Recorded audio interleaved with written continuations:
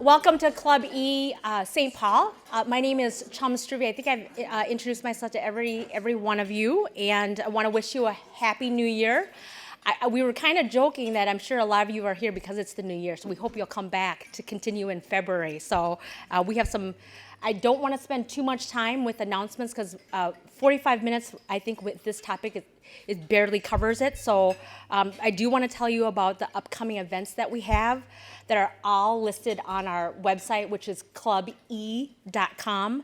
Both locations are listed. We have Rick Brimacombe here on the left, gorgeous curly hair. First Thursdays, he knows it too. He gets, like, every single day he says 4 times a day someone says something about his hair. But anyway, first Thursday, January 23rd, he's having Family Business Guide. Then he is having on February 6th, again on a Thursday, Love and Marriage and Work, Life in a Family Business. And then we are back here on the third Wednesday, February 20th, with a panel on explosive growth from your digital presence. You will be added to my distribution list from now on forward, if that's okay with you, and you'll get notices of the events for both of our events. I do want to welcome our fabulous sponsors. We're always looking for future partners as well of Club E, but we do have some generous sponsors that help us run these events. The Irish Titan, which is an e-commerce digital agency. Boulay CPAs and Consultants, and we have the one and only Jay here today, somewhere, there he is. And Winthrop and Weinstein CPAs, attorneys, and then myself and my company, which is Legal Shield, Legal and Identity Theft Protection. I think I'm just going to really start with a poll in terms of how many people here are using EOS before we start our panel discussion. Oh, so a good fair amount. And how many visionary integrator teams do we have here? A couple. Oh, that's great. That's great. So we have. It seems like we have more on the intermediate and advanced spectrum versus, are there any beginners like me? Beginners? Oh, thanks, Malia. Thanks. So we have gathered some great panelists, and I'll have them, I think it's pretty boring to read their bios, and you'll clearly see that they are experts in their field, but I did want to introduce Adina, who comes highly recommended to me, and she'll be here to talk about her experience. Roger Sherping, you actually introduced me to one of my clients, and you were their integrator. So Roger Sherping is here with us, and then Leslie Holman. And I actually got an email that she is also on a board of one of my clients, so I know she comes very highly regarded by him as well. He sent me a note this morning. So with that, we're just going to have each panelist tell us a little bit about their background so you understand where they're coming from and their perspective. And we can start in any order. It doesn't have to be. All right, I'll start. Hi, everyone. I'm Adina Daleen. My background, I originally started out in technology, but I've spent most of my career in marketing services, primarily digital marketing and customer experience. And at one, kind of worked my way up through the ranks and then ended up taking a position as president at a marketing services company. And it was right about that time that I came across the book Traction and read it, and it totally clicked for me. I ended up bringing that into the organization that I was in, and we went through the process of adopting a lot of the tools and implementing it, and it just worked really well. And then it was at that point that a light bulb also went off for me in terms of I am an integrator, and I had always wondered, I knew that I was very strong in the operations. I'm not the person that wants to be, despite sitting here today, out front and center in the limelight, I'm much more comfortable being in the back, focusing on operations and, providing direction internally to the company. And it just kind of clicked for me, like, yes, that is what I am. And at that point, I ended up deciding to kind of pivot a little and continued working with that company that I was brought into, but it was apparent that they didn't really need that as a full-time role. And I discovered, and I've worked with a lot of different marketing services clients who are kind of in that in-between stage where they need that role, but aren't quite big enough to have someone full-time. And I saw that there was a great need for being able to have someone do this on a part-time basis. So at that point, I became a fractional integrator, and I work with a host of wonderful clients, and just love what I do. Perfect. I'm Roger Sherping, and I like to say I was an integrator before the book was written. I started out as controller, CPA, CFO, did that for a number of years, got a great background. Then I went over to Deluxe Check, and I got marketing experience managing consumer checking products. And at that point, I was ready to do what I always wanted to do, was find some small companies to manage. And I spent about 20 years managing small companies. They were all small, mostly small companies, almost all family held. A lot of them were in big trouble. Most of them were not doing very well, no matter how you looked at it. But I found out I was very good at doing the things we needed to do to get them back on their feet, get them growing again. And then like Adina, one day I read Traction. And when I got to the part about integrator, I said, hey, that's me. That's what I do. I go into these small companies, I listen to the owner, find out what the issues are, where he wants the business to go, and then I turn around and work with the team, and I manage the resources, manage the people, put the plans together, and make it happen. And so after doing that at a number of companies, I realized that if I really want to work with the size of company that I like, the small, family-held company, under $10 million, they really can't afford what we do full-time. So I do it fractionally, 1 day a week, give them the help that they need, 1 day a week basis. Great, thank you, Roger. Leslie? My name is Leslie Holman. I am here representing the other half of the integrator visionary combination. So my background is, I actually started, it's a very winding background. I started out as a mechanical engineer in the auto industry, worked in UAW plants. After getting my MBA, went to the other side of the world and did strategic consulting for McKinsey and Company. Did a little stint. It's a continuation of I never know what I want to do when I grow up. Didn't know what I wanted to do. Had the opportunity to lead the Itasca project for about 9 months, so got exposed to both the nonprofit community and one of the things that was going on in that initiative at the time. Many of you know Greater MSP, which was an initiative that spun out of the Itasca project. Itasca is also doing work on job creation and entrepreneurship. And I got exposed to this amazing environment. I thought, oh, this is so much more fun than thinking about an individual project at a giant company. So I said I'm the first person to go into private equity to save the world.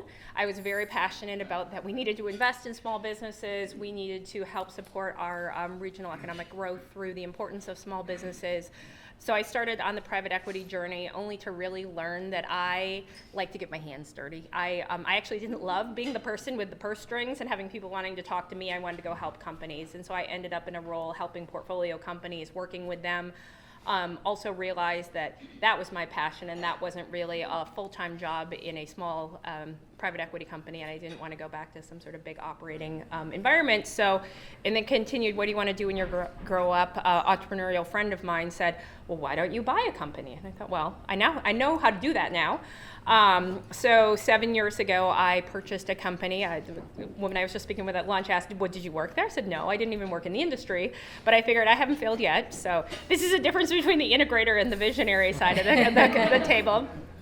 So I bought a company that was in professional services, which is something I did know about, that did corporate training, something I did not know anything about, but knew that good training was really impactful, felt that there was a lot of opportunity for improvement in that area, and went on a learning journey myself. 7 years later now, we've evolved into a company that is continuing on our EOS journey. And in that time, we've expanded our organization. We're about 20 to 25 people. And we now focus on both corporate training development, but we've also launched a whole new business perspective, which is strategic execution. And the fastest way to explain that is we come in after the former consultants I used to work for give you the PowerPoint deck and says this is what you should do, and then we come in and actually help you figure out how to do that with real people making real changes. So on that journey, I was always striving for, I felt like I needed a person, or I didn't know what, there was something missing. As anyone who's the business owner or the lead knows, you are just constantly overwhelmed and there's never enough. And I kept trying to find, was it a chief of staff? Was it a project manager? I didn't know. And again, I'm just kind of chuckling to myself. These two have like organized notes, and I'm like, I got a blank sheet of paper. You know, as the visionary, I read one, and my implementer is here, and he will validate this. I'm not good at reading the books. I read one chapter of Traction, but the implementer visionary language, I was like, that is the person I've been looking for. I need an implementer so bad. And I can't imagine functioning without it. So that's my job here, is to share that side of the story of how does that relationship work from that perspective. Yes, it's great to have all of you and your perspectives. I do want to just start at the very beginning with just maybe one person could explain for the people that are on the beginner level what EOS is, and then we'll define the roles very briefly again before we get into the meat of our questions. All of you are welcome to ask questions at any time. I do have some questions prepared, but that's just if you want to ask a question, please do so. So any whoever wants to chime in with what EOS is. I always tell people EOS is a set of best practices for running a small company. And this is the book. It's called Traction, written by Gino Wickman. It's quite popular. You should read it. Or listen to it, okay? You Or should. hire someone who will read it. What I like is they figured out that everything, all the issues that a small company would have comes down to 6 different areas, and there's even a pie chart that includes them. And what they did was they said, how do we deal with each of these? And they got it distilled down to something as simple oftentimes as just a form. And it's not meant to be derogatory, they just distilled it down to a form. You want to evaluate people? Here's a form to use. You want to document your vision? Here's a form. You want to hold a meeting? Here's an agenda. It's all documented for you. Best practices just kind of distilled down. Yeah, I'd say, I mean, we all know there's a canon of business books that tells you how you should run your business. And the thing that's wonderful about EOS is it's not that they've invented anything new, it's that they've made it simple and easy to follow. And most importantly, they've given us all this lexicon that we can use, and we can just, I can say RPRS. And, Right person, right seat. Yeah. Anyone who knows EOS knows exactly what I'm talking about. So it's very useful. Of the 3 roles, could you, Adina, talk about the difference between or define implementer and integrator? I feel like people get confused between the two, or maybe it's just me. Yeah, No, everybody does. everyone gets implementer and integrator confused, Okay. for sure. What's the difference? The implementer, and both are critically important, both roles. The implementer is actually someone external to your business who knows EOS inside out, ideally certified.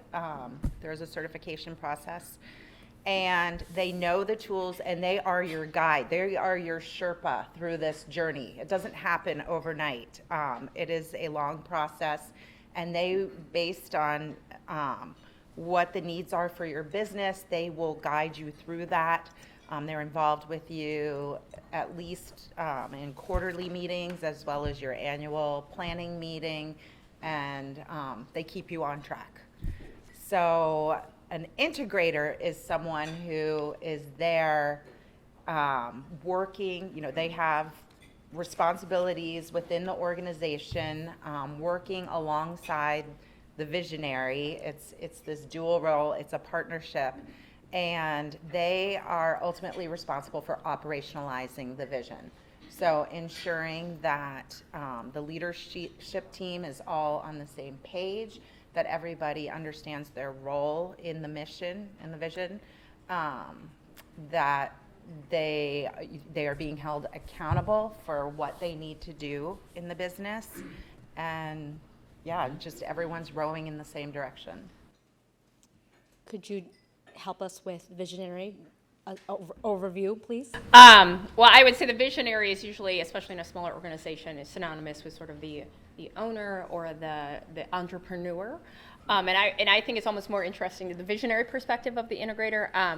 Our organizational chart, our company at first didn't understand, like, well, why in EOS the visionary sits at the top, the integrator, everyone reports into the integrator, and the people in our company are like, well, why do we all report to Melissa? Why don't we report to you? You're the owner.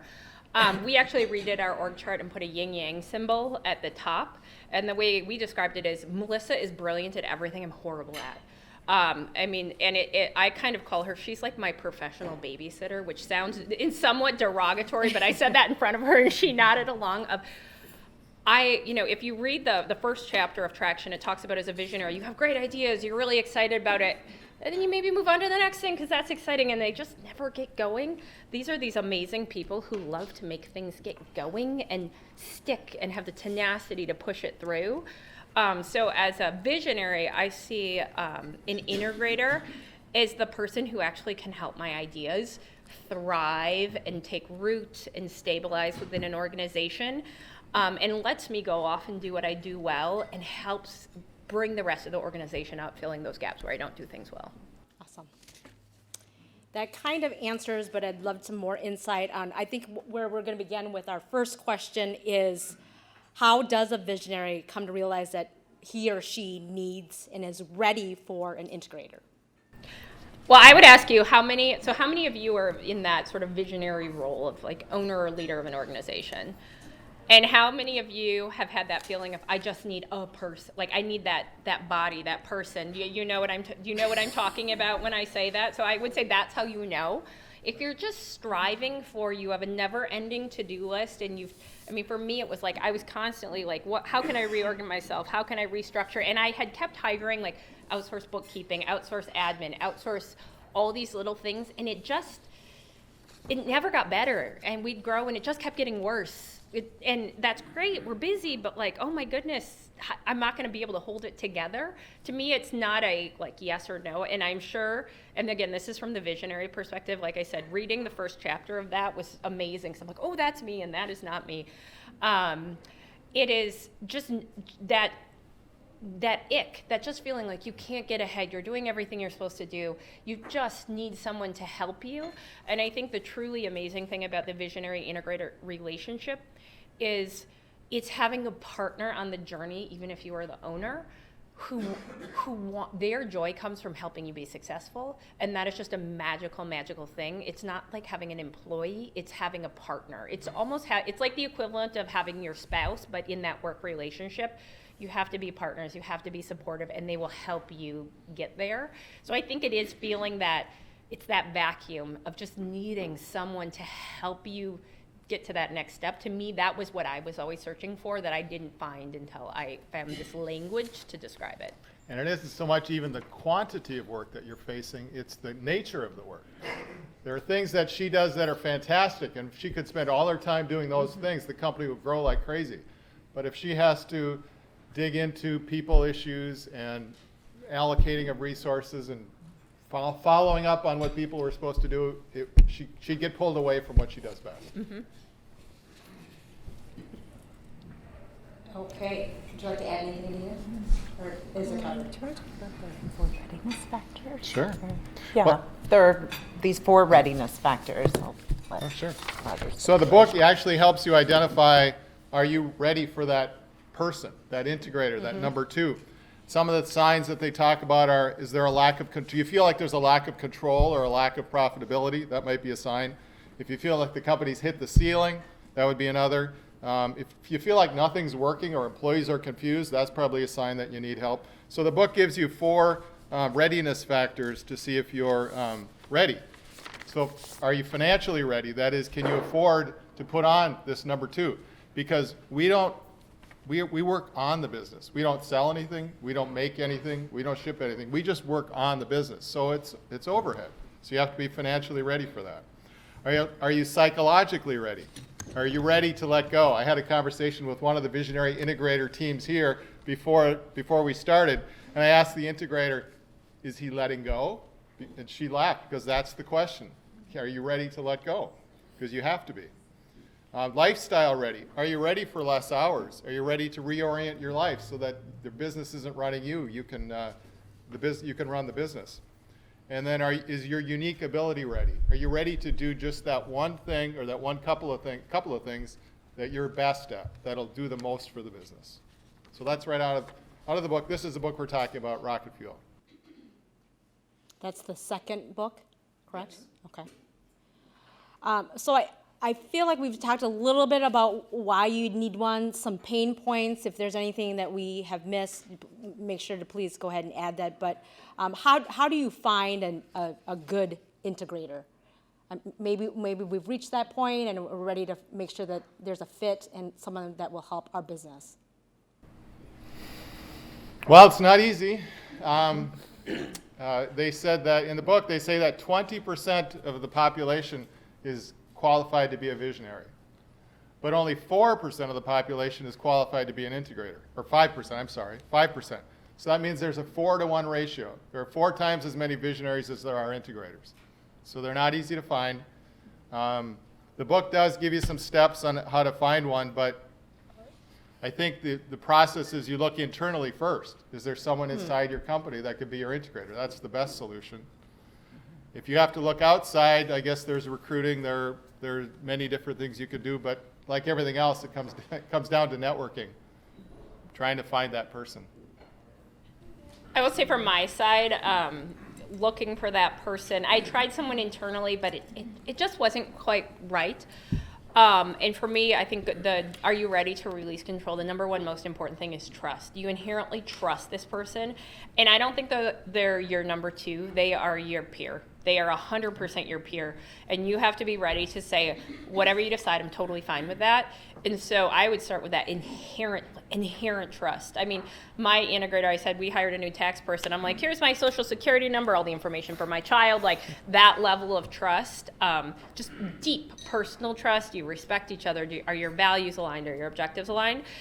And then there are just differences. So for me, illustratively, I had a woman that she had been a friend. She was in professional transition. We kind of talked about working together, and I said, we're talking about this EOS thing. I don't know if this role might fit you. So me, who just pulled teeth to get to read any book, I'd read 1 chapter. Melissa went out and bought all 6 books, tape flagged them all, highlighted them, came back to our next meeting with 2 assessments that you take this and I'll take that and we'll both find out if we're in the right seat. And I was like, oh dear gracious, like, yep, I think this is, like, it's that, you have to find someone who has that much contrast with you, which I think is hard as someone who's driven. You're like, well, I've been successful, so I want someone like me. And I think it's also really recognizing what are you not good at. You have to be super honest to yourself so you can find that person who can fill those voids. I know you talked about trust and a lot of great things, Leslie. Is there a certain background when you're looking internally or externally? And we heard about your backgrounds. How would you describe the best background for an integrator? Yeah, my perspective is I think it takes a hugely amazing human being to derive pleasure from someone else's success. For someone who is really humbly wants to sit behind the scenes and their joy comes from helping grow your business, that just is a unique human characteristic, followed by the fact of being highly organized, highly structured, highly detailed. I think that at least for me, that organization, structure, follow through, and I mean, you guys can affirm more broadly if those are key skills. But again, I kind of lean towards the humanity of it. I can see why it's a 5-to-1 ratio, because that's not everybody who derives pleasure and joy from that as their career objective. I'll add that I think what it's important to call out is that even though the integrator is the one who is focused on the operational aspects of the business, that doesn't mean that an integrator is not strategic. It's really important for both the visionary and the integrator to be strategic, because you have to be strategic about where is this business going and how do I get it there. But the integrator gets joy from doing the operational aspects, whereas the visionary may not. Another tool that's brought up a lot that can be helpful for people is a Strengths Finder. So hopefully most people have heard of that. I think that's really interesting to go through that process, to take that and find out who you are. And there are certain of those, I forget what they're called, strengths, yeah, that you can see would align very well with someone who would be a good integrator. And so, you know, Tell that's, them what we just discovered. yeah. Roger said he just took the Strengths Finders for the first time and discovered that he is a... My number one strength is restorative, which means fixing things, improving things, making them better. And she goes, I go, that's me. she has the same one. I have that one. That's one of my strengths. Yep. So So it's- perhaps that's a common one. And it's not necessarily a marketing or operations background. It sounds like it's a trust and a complement, a peer that complements your skills is what I've heard. Well, I always say the integrator is not an aspirational role. You can't have a strong finance background and then move into an integrator role. You have to have finance experience, operations experience, and sales and marketing experience. Then you can go into the integrator role. Because you're going to be supervising all three of those departments within the company. Yeah. So it's a unique background. Yeah, that's true. There's a question over there, chum. Oh, thank you. Yes, John. This is for Adina, I think, but you can all speak to it if you could. So with traction and really talking about the human dimensions, Yes. and you come to this with, I think, more of a digital tech background. Could you talk about how you bring those two together? Because I think those are kind of challenging. There's the AI technical aspect, which is not very human, and then there's this optimization of the business through the human dimensions. Could you talk about how you guys that? Yeah, sure. So I have kind of this weird background. I originally started out in electrical engineering, and then I've spent most of my career in marketing services, working with a whole lot of really creative people. And I kind of always joke about it, you know, they're actually two different sides of the same coin. Both are very creative. So even though I'm very much an analytical person, I like to sit and think before I form an opinion. It's not that I take days to go through an analysis. It's not, you know, the typical paralysis by analysis, but I like to stop and think and make sure I have the facts and then move forward. I think that that is helpful in working with visionaries who tend to lead from the heart more often than not. And so, you know, really bringing that marketing tech, you know, having worked with a lot of different types of people, whether you're leading from the heart or you're leading from, you know, facts or, you know, data, it's just something I've always had to bring together.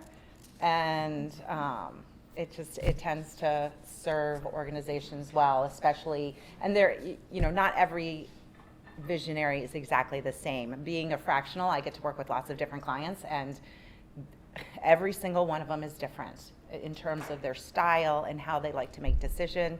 I have one client where if I show her a spreadsheet, she's going to break out in hives, you know. So that's a lot of the role too, is being able to understand the business down deep and be able to translate that into exactly the amount of information the visionary needs to know to either be on board or to participate in making an informed decision. Yes, Anne. I'm interested, I hear you both talking about being fractional integrators, and I'm wondering how a company best assesses whether they need a full-time integrator, like, is that what you get a full-time? I would actually, so everyone who works for our organization is hourly. So my integrator is actually, she works 20 to 25 hours a week. Okay. So I'm just wondering how do you as a visionary understand what the need might be in scope then? I think it depends. We talked a little bit about this as a preparation. For our experience, it was a journey of, to me, it wasn't an on-off switch. I wasn't going to have someone, didn't have enough work for someone to come on full-time immediately.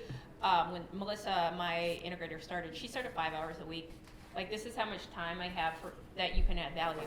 You have to learn the business, you have to get onboarded, and I think that's when, you know, learning more about a more formal fractional integrator, I think there's there's opportunities to think about the integrator visionary role as flexible in that aspect, because it, as a business owner, you don't necessarily have the money to burn to just have someone, learning on the job. You have to offset those costs and revenues. And so for us, it was a slower onboarding with that person until they were able to get up and running. So we started saying, the first couple weeks are probably going to be 5 hours a week.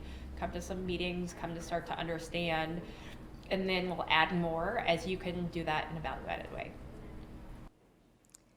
And that kind of relates to a question that I was going to ask, if we could explore more in terms of a daily or a weekly or a monthly basis. How does the relationship play out to help people, see what it would look like in their business on when there's an integrator? So I started doing this fractionally about 2 years ago, and I didn't really know how this was going to work. I thought, can I really go in 1 day a week and have an impact? What happened if I come in on a Tuesday and something comes up on a Wednesday? Are they all going to sit on their hands and wait till I come back on Tuesday? So I had to kind of feel that out. But what I found is I go in on my day, and and according to the book, I have a same page meeting with the owner for an hour, just to make sure we're all on the same page, nothing's changed. Vision's still the same, no new issues have come up, we're all good. Then we'd have our weekly L10 meeting, which is the meeting of the leadership team.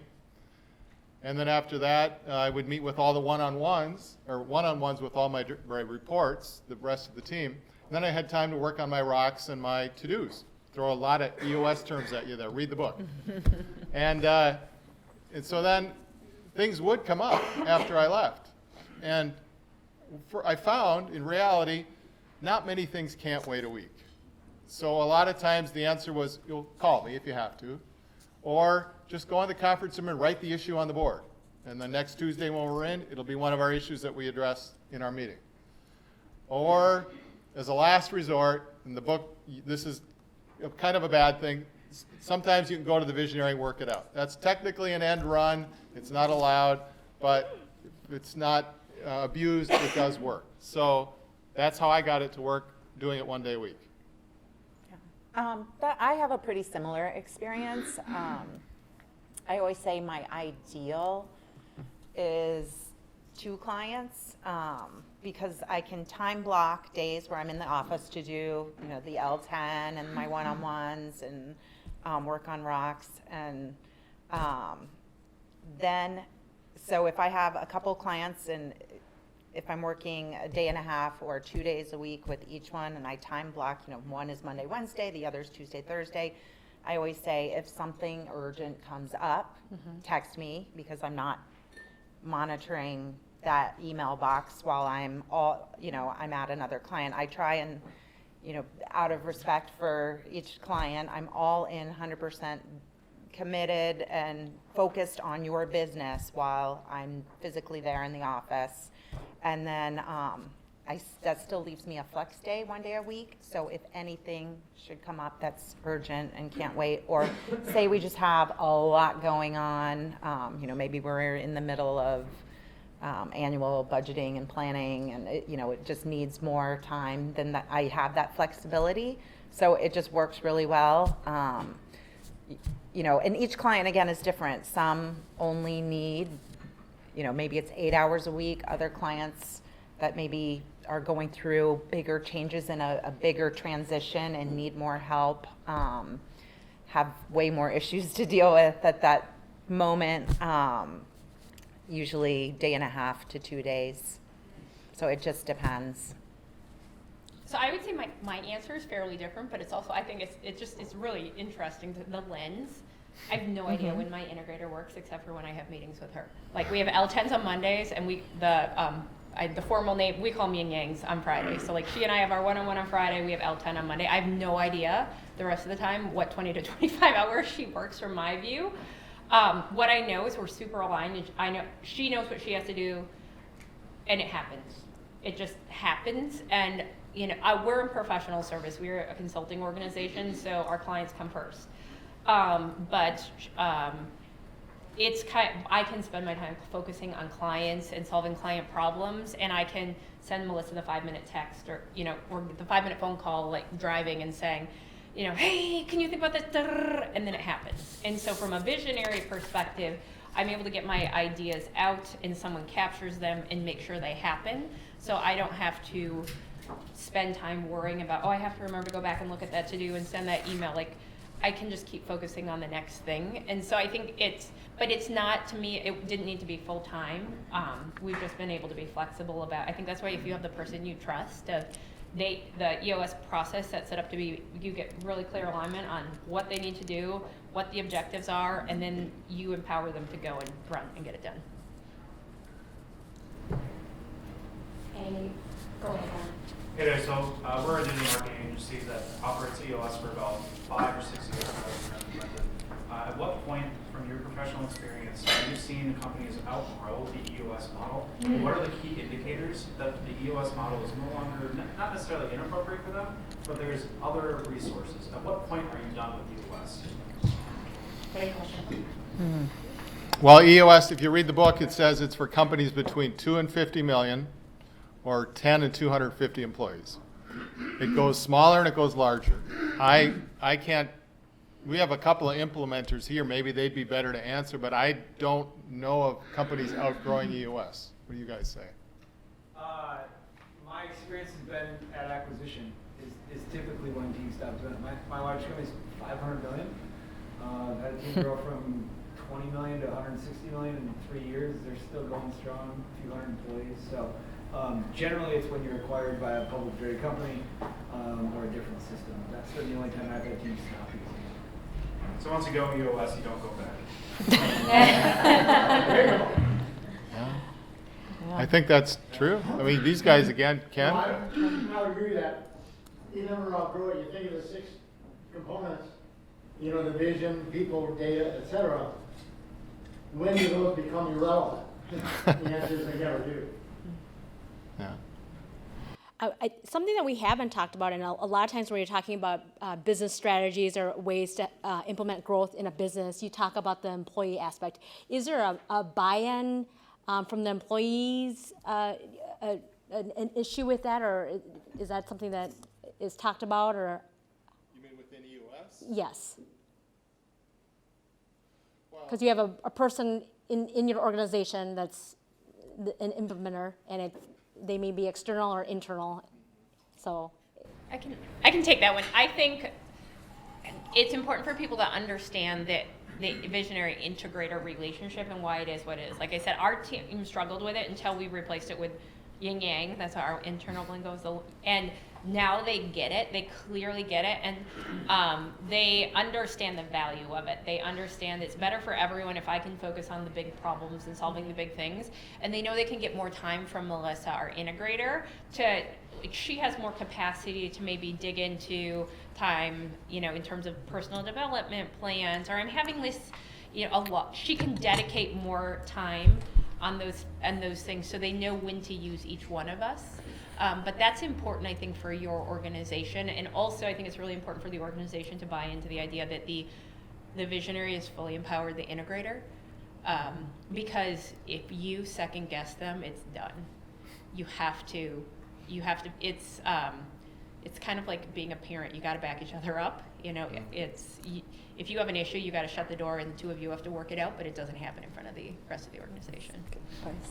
The other thing is, go sorry. ahead.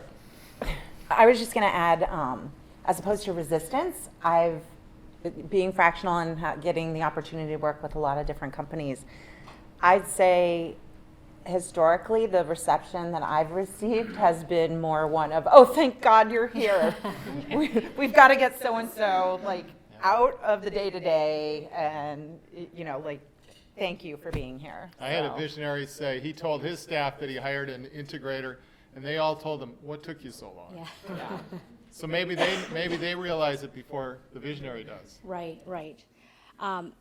Nobody wants to go through hiring or using an EOS system with and being a client that's fired. And you guys work with multiple clients. Is there something kind of the do's and don'ts of being a visionary or having this role that people should be aware of as they embark in their journey? To make the relationship a good one? Yes. Well, we said trust. That's probably first. Okay. That there has to be a trust between the two people. I'd throw that one out first. Yep. What do you guys say? And I think also the right integrator has to put the business first. The business comes above all else. Don't hire someone who has a big ego and is doing it for the wrong reasons. You know, everyone succeeds. The visionary succeeds when the business succeeds, and it has to be all about putting the business first. And I would say someone who will tell you no and that you'll listen to. Yes, Michelle. Okay, so because there's so few integrators out there that are a good match for all these visionaries, so how do they find you or how do you find them? I hear a lot about finding the right person, but if there's so few, how do you find that gem out there in the world? Anybody can talk. I don't know that there's a magic answer. I mean, it's referrals, networking, talking, just I think the good news in the Twin Cities, the EOS language is more widely known, and I think people who, it just in my experience in networking thing, the number of people who have self-identified as integrators is kind of surprising. So I think just continuing to network and letting other people know that you're looking for an integrator, if you can understand that language, is just helpful for what the role is. And I think it's a lot of networking and connecting. And be aware that we're looking for the visionaries too. We're out there looking for them. One thing I wanted to clarify is we're talking a lot about EOS, but really what we wanted to make clear today is we were talking about the value of this role, whether you call it an integrator, a general manager, a COO, whatever you want to call it. You don't have to be an EOS company to have someone that is a visionary who needs someone who's an integrator / general manager / COO. And that ties to finding somebody. You can use traditional terms. Okay. yeah. I'd love to share hear about your success stories, kind of give us a picture of what it was like before and after you had an integrator. I think that as we end here, it'd be helpful to, if people are thinking about doing it. The biggest thing I would illustrate is for any of you who are running a business, and you've talked about the lifestyles, your lifestyle already. Having an integrator is someone who cares about you almost more than you care for yourself, and oftentimes it is. Yesterday, my integrator sent me a text message that said, "It's a new year, you said you wanted to get new contacts. Have you done that yet?" One of the things I'm not always good about is taking care of myself. Our implementer can validate this. My integrator cares as much about me as a human being as she does about the business. And I am getting the pressure to take care of myself. Like, I proactively went off, marked off one Friday a month for the rest of the year. And I know I will get in trouble with my integrator and leadership team if I don't do that. Like, we'll get yelled at. And that's good accountability. I think it's good accountability for someone else. For me, that's, I would say, what's been a real success. And I think the other thing is just peace of mind. The world is not going to fall apart.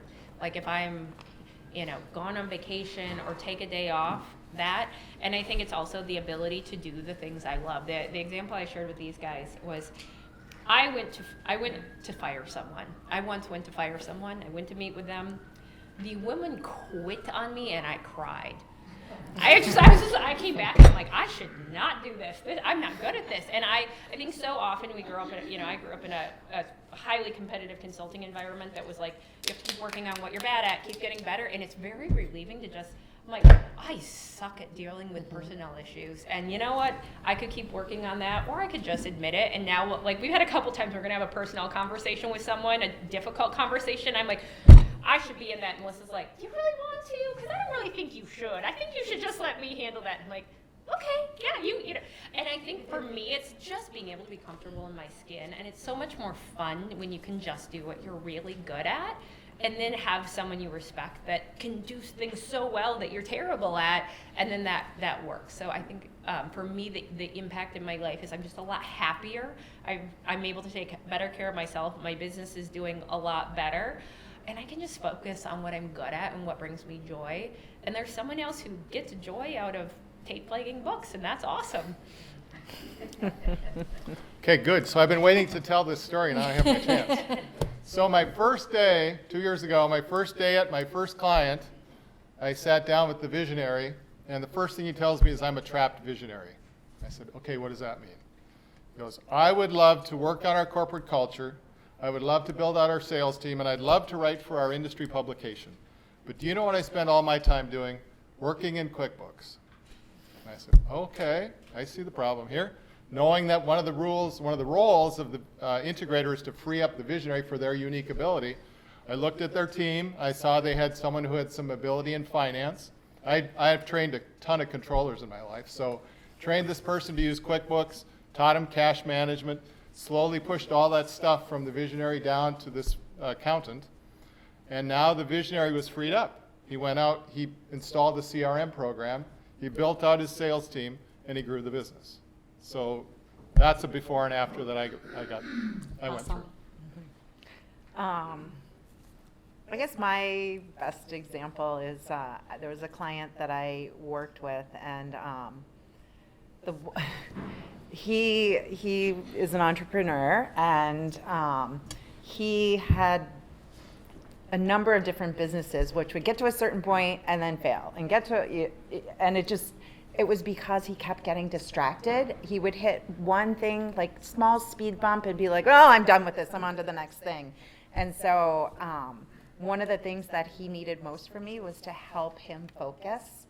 And, we went through the process of, defining the vision, doing his VTO, and then put together a scorecard that every week we go through, and he is super focused now, and he couldn't believe that it was something as simple as, okay, we committed to doing these things this quarter in order to get us to where we want to be at the end of the year, and then of course you've got your 3-year and your 10-year, but there's no way he could think 10 years. He couldn't even think like next week because he was always on to the next thing. And it's just been really helpful to him to continue to stay focused. And, now we're starting to see the financial rewards of that, which has been really great to see that I've been able to help him do that. We have time for one last question, or just to parting words from you, anything that we did not cover that you'd like to share with our audience? Leslie, would you mind starting? I would say, from a visionary perspective and an entrepreneur perspective, it's terrifying to spend the money. And I think it is another leap of faith, just like it is starting your business, just like it is, or buying your business. It's going to be a little investment for a little while, but if you find the right person and you have that right relationship, it is worth every penny. But, give yourself time also, Like we said, my integrator sort of 5 hours a week. It's not immediate. So have good criteria for how you define success. And start, if it's starting slow and working through it, that's okay. It's not going to be an all or nothing deal. The last panel we did had a great quote, which I want to repeat. Joel Swanson was up here, and he talked about the purpose of, why you have visionaries and integrators running a business. And he said, if every business was run by someone like Leslie, you would have all these fantastic ideas that get half done. And if every business was run by someone like Adina and me, you'd see the most consistent 2% growth that you've ever seen in your life. But nothing great would happen. So that's why you need both. Great. That's great. Perfect. I guess my parting advice would be, don't wait too long. Don't wait till the business is just feeling so much pain, or you're feeling so much pain that you can't make that investment. I've seen that happen with clients. And like Leslie said, it's okay to start out small and work your way up. It's being a fractional integrator, you may think I'm crazy, but my goal is to work myself out of a job. I want one of two things to happen. I'm either going to work with an organization and help them grow to the point where they need someone full-time, or I'm going to help mentor and elevate someone from within so that they're ready to take that on, and then, you know, I'm transitioning out. So it doesn't need to be all or nothing. Start small and keep working. Well, our time is up. I want to thank everyone for coming here and our panelists as well, and they'll be here. So thank you, everyone, and see you soon.